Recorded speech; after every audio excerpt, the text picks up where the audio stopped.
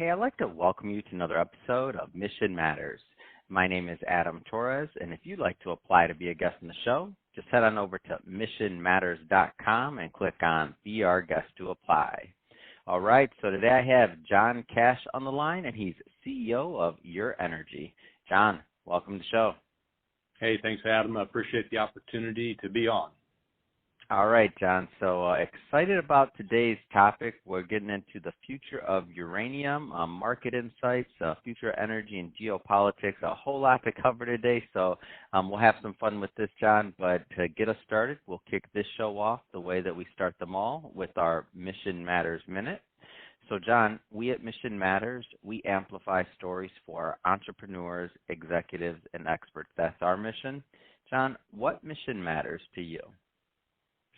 So at Your Energy, our mission is to advance the nuclear industry through the application of uranium mining. We are a uranium mining company, and we supply the fuel to our nuclear power reactors in the U.S. and potentially globally.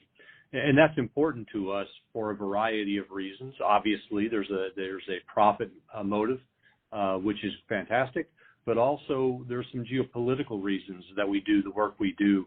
The U.S. has become so incredibly reliant on nations around the world for fuel supply and processing, and many of those nations are not so friendly to democracy and to the United States. So we want to provide an alternate supply of that fuel. But also, that mission is really important to us from the green energy perspective. Nuclear power is an incredibly green, carbon-free source of power, and we want to be able to supply that to the world. You know, the resources we have at our uranium deposits that Your Energy holds here in the U.S., they will provide enough energy that when compared to coal-fired power, we will offset 63 million cars on the highway for 1 year. That's an incredible number, and we are really proud to be a part of that story in advancing the nuclear space and the industry within the U.S. and globally. It's awesome, and great to have you on the show. So I wanna start maybe a little bit further back, John. So how did you get involved in business and I should say in uranium and in this business and energy? How did you get involved and how did you get started? Yeah, you know, it's kind of a funny story. When I went to college, I was going to be a chemical engineer and went to a fantastic school. I'll always put a plug out for the University of Missouri at Rolla. It's now called the Missouri School of Science and Technology. But when I first went in as a freshman, they said, you know what, the geology department, they have a lot of scholarship money.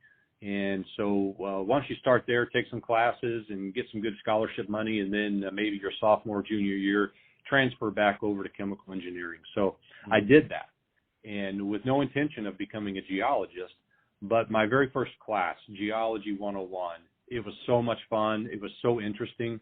I was immediately hooked. Loved it. Loved it being out in the field and doing geology and the physical science. It really grabbed my attention. So I started off as a geologist, got my degrees in geology and geophysics, bachelor's and master's, and went to work actually for a couple of the major mining companies globally while I was still in school. And that just strengthened my interest in geology and started off looking for uranium in the U.S. With the majors. And I don't know if it's a good thing or a bad thing, but I've stuck with uranium my entire career. And so that's how I got started. And, you know, after that, did a lot of production geology, my actual mining, a little bit of engineering work as well, and most recently became the CEO of Your Energy. So it's been a wonderful ride, no regrets looking back, and hope to stay with uranium my entire career. But yeah, it's kind of funny how I started off. Yeah, what an amazing story. Some of your employees are going to hear that and be like, "Oh, that's what happened with John." Okay, and what's really, I mean, regardless of what a lot of executives, a lot of entrepreneurs, a lot of business owners, CEOs, I'm listening to this show, and it's interesting as you hear someone else's story about how they kind of like zig and zag to get where they were at, and you have lived with uranium since college. I think that's an amazing story. Yeah, and the reason I stuck with it is Mm-hmm. nuclear and uranium mining is such an interesting industry. It has a lot of science and technology application, nuclear power, the physics, and that goes into that is absolutely intriguing. But then you layer in on top of that the geopolitical matters, national security, and the carbon-free attributes. And it's just a compelling story. It's just incredibly intriguing. I really enjoy being steep on the learning curve, and the nuclear industry has allowed that. It seems like every turn in my career, I'm able to be very steep on that learning curve, and that's fun. When I'm learning, I'm having fun. Yeah, and right now, and I believe just from what I know and from what I've seen, like you're just a huge advocate of the industry in general. So I think right now you're at a conference, right? Am I off on that one? Yeah, no, that's exactly right. Every year, the World Nuclear Association has a meeting over the summer. It's probably the biggest nuclear conference in the world, but it's held each year in London. So I got here a couple of days ago and been having some very interesting meetings. And tomorrow the sessions start in earnest, and we'll be attending those and learning more about the industry, about fuel demand going forward, and how nuclear plants are being built out. So it's always interesting when we get together with the industry. Yeah. And so let's dive a little bit further into your energy. So tell us a little bit more about the company. Yeah, you bet. So the company was formed in 2004 as a private company up in Canada. And a number of our executives that formed the company are still on the board. And so we've got some really long tenured guys and ladies that have been on the board for a long time. And but it started off as a private company, but in 2006, they decided it was time to go public. So they got a listing on the Toronto Exchange under URE, and we still trade there today. We've also now gotten a ticker symbol on the New York American. That symbol is URE, so we trade on two exchanges. But back at that time, the group was exploring exclusively in Canada. And Canada has a number of really good uranium ore bodies, but the challenge is they're very expensive to explore for and very, very difficult to find. And so the board recognized, hey, look, maybe for a startup company, this is really not where we should be. Maybe we should go where maybe the deposits aren't as big, but they're a lot easier and less expensive to find. So early on, they made a decision to do work in the U.S. They were able to acquire several projects, including our flagship property, Lost Creek in Wyoming. And over the years, we were able to successfully drill out that deposit and did an economic analysis and determined that we should go forward and mine it. So we did the permitting. So the property now is fully licensed. We've constructed it out. And in August of 2013, we went into production. It's been a really good deposit. The recovery rates have been exceptionally high. We've utilized a technique of mining called in situ, which is a Latin word that means in the place. So instead of digging adits or having an open pit mine, what we do with in situ mining is we drill water wells and we inject groundwater, oxygen, and soda ash into the formation. And that effectively dissolves the uranium ore body. And then we pump that solution up from an adjacent well and send it to a processing plant where we recover the uranium. But the beautiful thing about in situ is the impact to the earth is minimal. If we were on TV here and I could show you a picture of our mine units, you would see just a green field full of grass. And then about every 100 feet, you would have a little wellhead sticking up. They look like little beehives. And so our impact to the surface is just almost indistinguishable. And when we get done, we'll clean up the area and replant the grass, and it'll return to a native habitat very, very quickly. And it can be used for anything when we're done. So really neat technology. But since we started mining back in 2013, we've mined nearly 2.7 million pounds of uranium. And we're still up and running and look to be mining in that deposit for many, many years to come. So great deposit. Since then, the acquisition of that property, we've also acquired our second flagship property. It's called Shirley Basin. It's also located in Wyoming and will be an in-situ mine. We've got it fully permitted, and we are waiting for market signals to tell us, hey, it's time to build it out and put it into production as well. So a couple of really good projects in a great jurisdiction, a jurisdiction that is very pro-mining and pro-nuclear. So that's kind of the story of Your Energy. That puts us where we are today.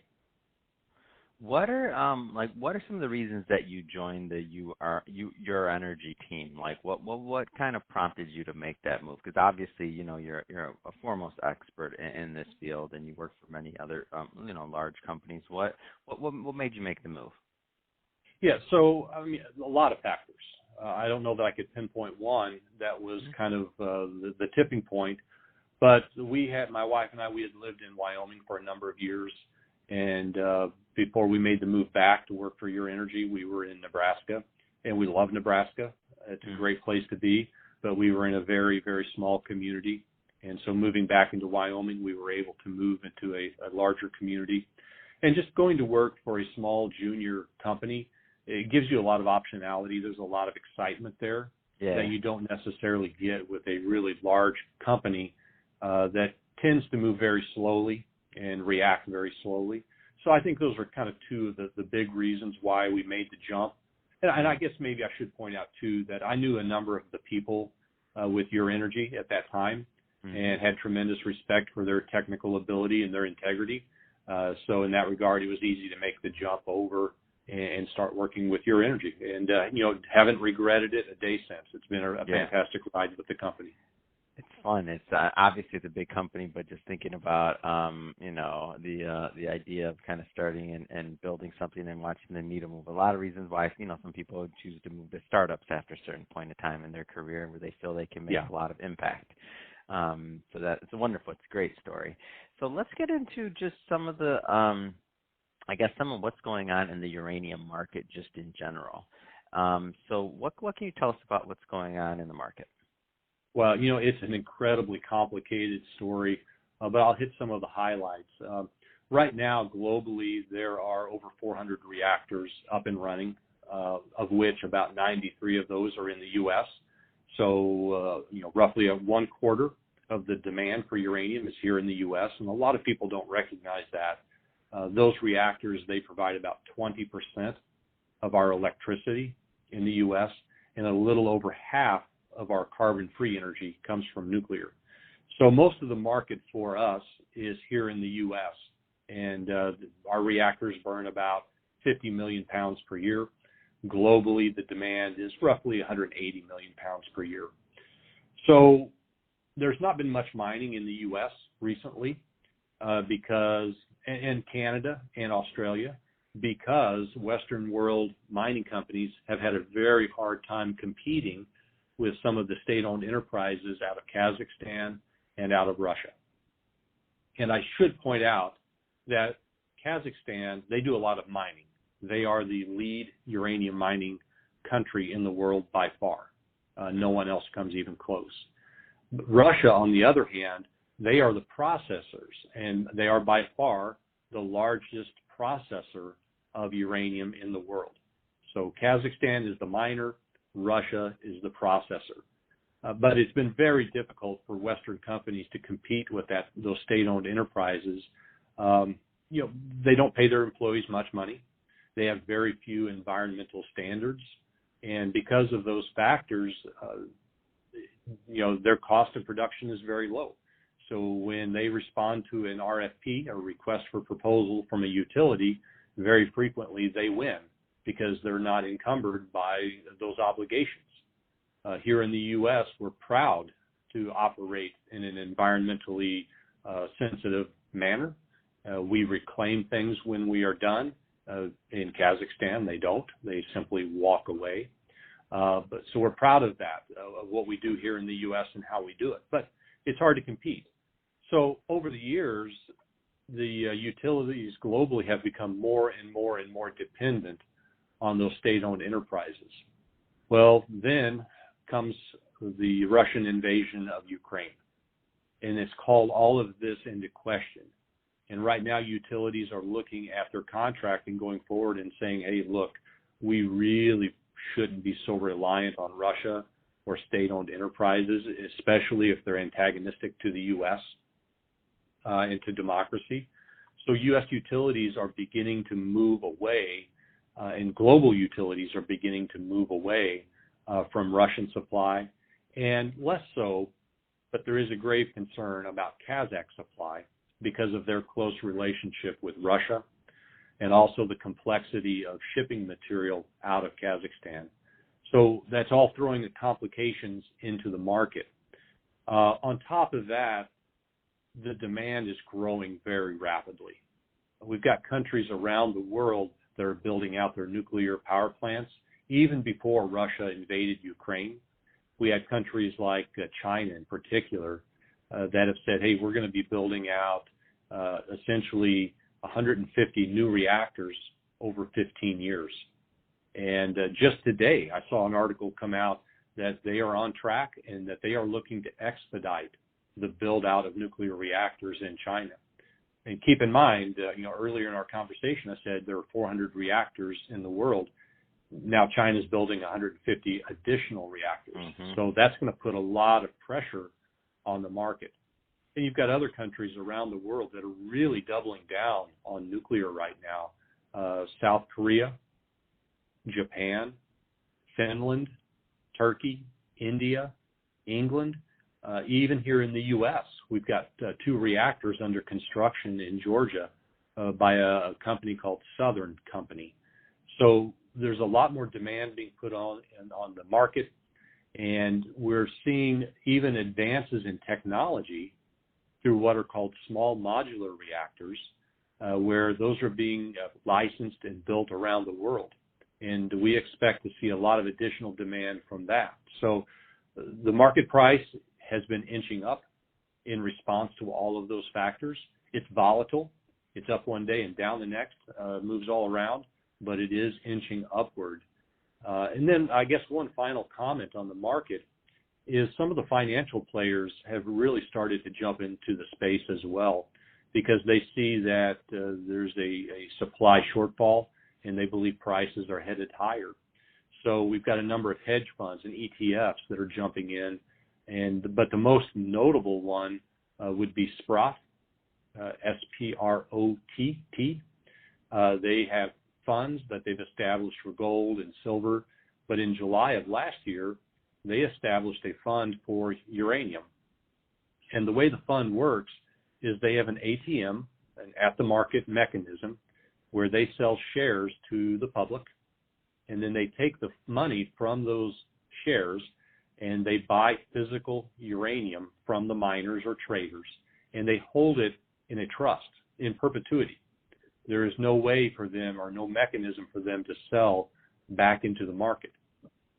So they've acquired a lot of pounds of uranium. In fact, right now, their inventory is well over 50 million pounds of uranium. And that's putting a lot of pressure on the market, because any pounds that weren't nailed down in one way, shape, or form, Sprott is out there buying them up every chance they get. So there's less and less mobile inventory on the market all the time. And that's driving the price upward as well. So you have all of these pressures on the market kind of coming together at one time, creating a perfect storm and driving the price upward. And I think, I commonly get asked, well, where's the price going to go? And my response is it's difficult to predict, but in the short term, I do expect to see a lot of continued volatility.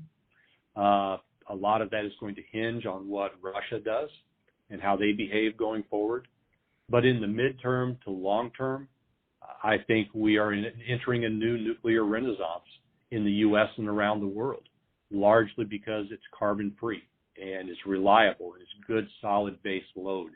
And so governments around the world are really advocating for it, and the build-outs are incredible. So in the mid to long term, I think we have a very bright future. And we'll see where the price settles out. Right now, the spot price is around $52. The long-term price is around $53. And I expect to continue to see them rise in a very volatile way, but I think it's going to continue to rise.